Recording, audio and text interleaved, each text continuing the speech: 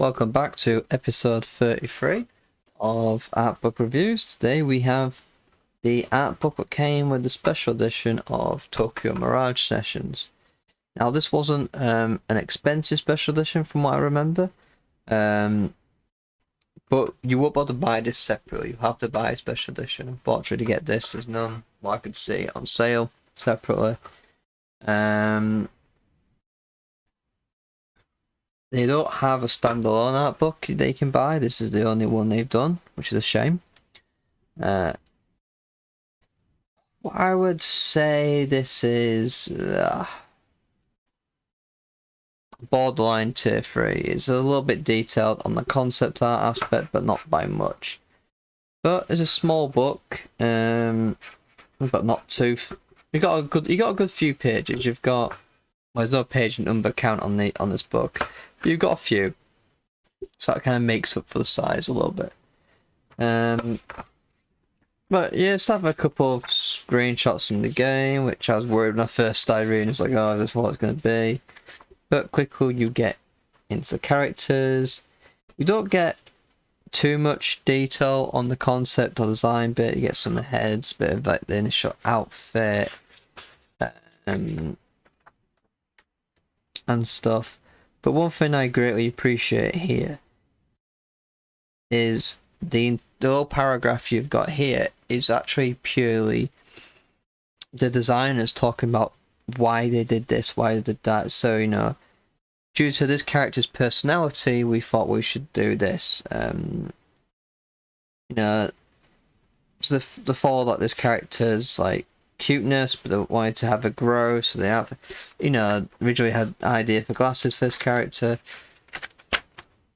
You know, so this is like a thing I really appreciate, you know, about them talking about the design and their feelings towards the development of said character. That's actually something I greatly appreciate. Something I would like to see more often.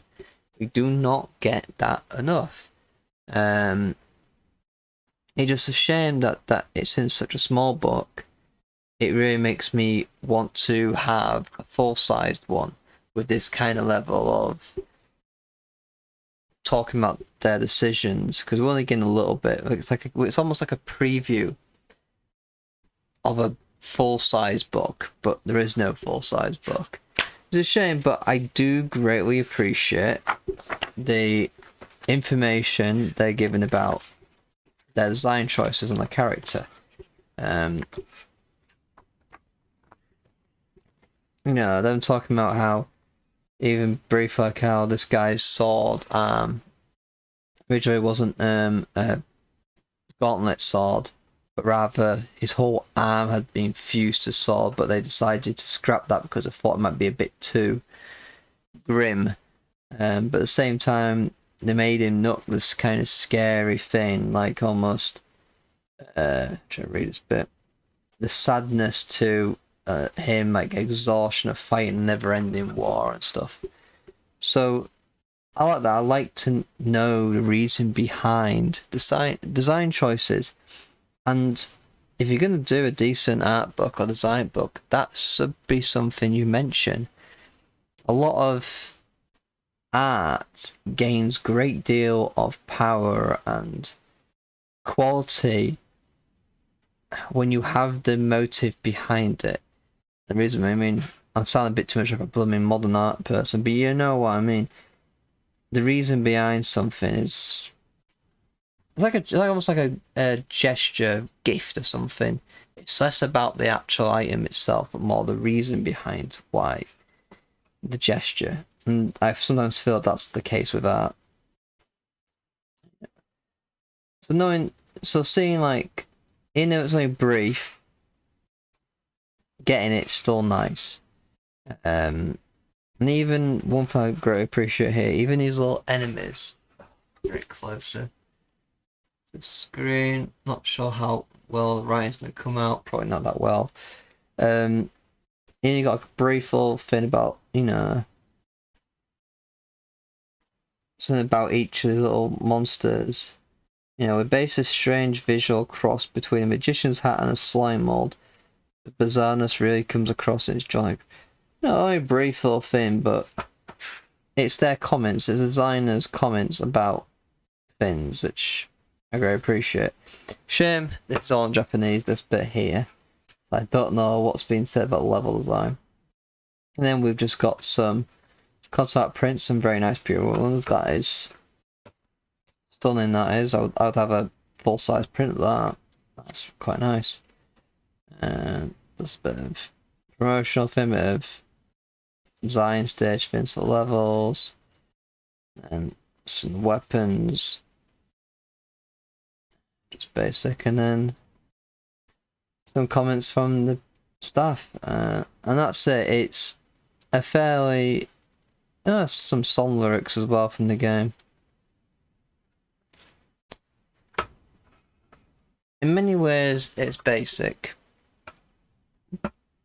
But, going back to the art analogy there, due to them talking a bit about the characters and their design choice about it, the only brief description still gives a lot more life and quality to the art book, basically, because that's always the thing I'm always personally looking for, is the motive behind things. And if you're not going to give me a full proper breakdown, like step by step of how you designed this character, you know, in drawing wise, then tell me in words. You know, I'll like, you know, at the end of the day, art book, design book, whatever, should be about the process, about the artwork, and not just a few screenshots stuck on a page. But I'm reiterating myself over and over again, and I apologise for that. Either way, it makes me sad that we don't have a full-sized art book for this game, because especially if it had the designers making comments like they do in this one, that'd be amazing. But it's still a nice little thing. I haven't played the game myself, this is my mates, but you know, I've enjoyed off camera reading through this. I've enjoyed that. And you know, some of these art books you flick through and then you put it on the shelf. But you know, I can enjoy reading a little bit about why they did certain choices.